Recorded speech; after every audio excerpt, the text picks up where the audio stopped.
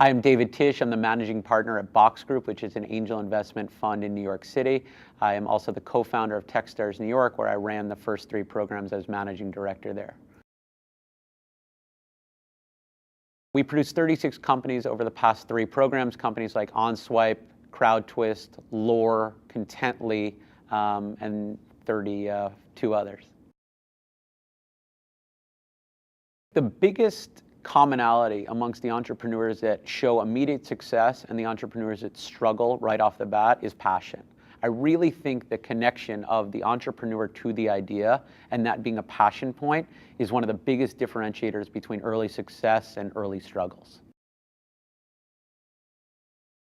My favorite question to ask an entrepreneur is why? Why are you doing this? Why are you going to stop doing everything else in your life and just do this? Why is this important? Why does this wake you up in the middle of the night? And I think that those are the most important answers that lead to you deciding if the passion connection's there. You could pretty much tell within the first 10 seconds of an answer. Do they sit up higher? Do they get excited? Does their voice check into the conversation more? If it doesn't, they're trying to sell you. If they're engaged, you can feel it. When I'm looking at a company, I look at 4 things in order: team, market, product, idea. And it starts with team because it's the hardest thing to change. Idea is the easiest thing to change. And so you're really analyzing across those 4 buckets and pretty much saying, is the blend of those 4 buckets the right blend? If the team is under, let's say, a 7 out of 10, there's pretty much a non-starter. If the team's only an 8, the idea, the product, and the market need to be 100 out of 100 basically at that point to get over that 8. You're really looking for teams that are 9s or 10s out of 10 doing really interesting things after that. An entrepreneur has everything at risk. An intrapreneur has specific goals that they want to accomplish by doing something within a larger structure. And I think that de-risks the intrapreneur and allows them actually to thereby take more risk if they're willing to lose stuff. If, as an intrapreneur, you're not willing to lose your job or your position or anything like that, you're probably using the wrong word to describe yourself. I think the biggest key for a company looking to innovate is to give permission to the people that are put in charge of innovation. And without that explicit corporate permission, it's probably going to run into a wall at some point. And that means it needs to start at the top. And that means every single person above the innovator needs to be accepting and willing for that person to innovate. If that's not the case, someone at some point is going to shut it down because it compromises their stability. And their stability might be their job, their stability might be their control over P&L, their stability might be just like the perception that they're the best at the company. Whatever it is, you can't run into that inside of a big company, otherwise innovation gets shut down. I think there are probably 2 ways. One is it's part of your internal corporate culture, and it just is what your company is. The other is spin it out. And so create a new office, create a new area, lock it off from everything else so that no one can touch it. And I think it has to be one of those 2 models.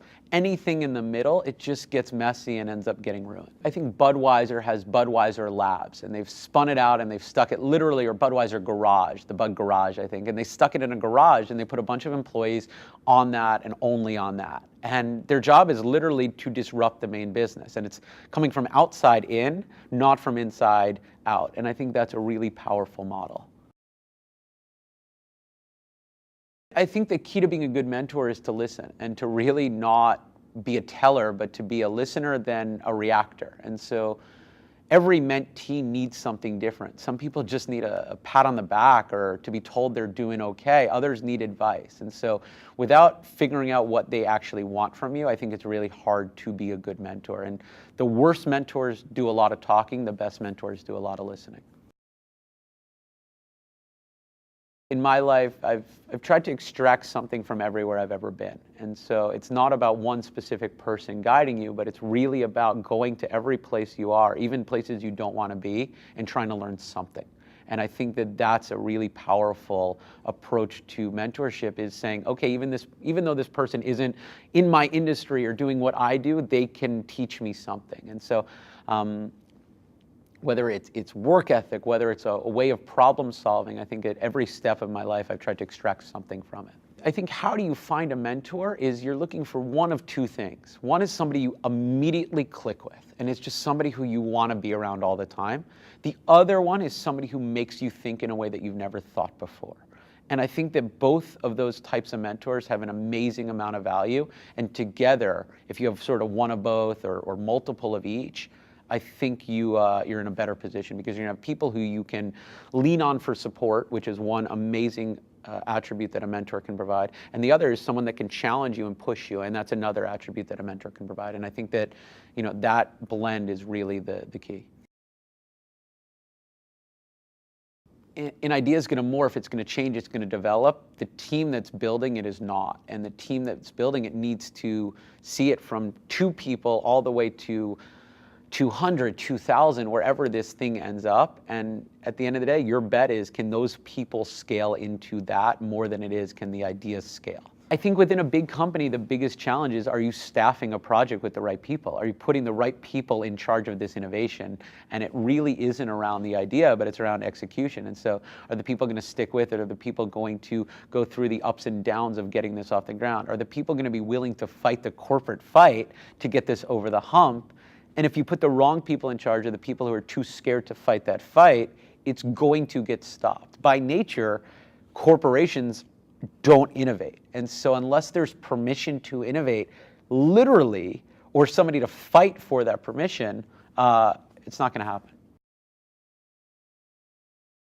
When you're innovating within a big company, you have to always remember you are in a big company. And that means there's continual politics at play. And so unless you're revisiting those politics and making sure you're on the right side of them every single month, you're probably on the wrong side of them.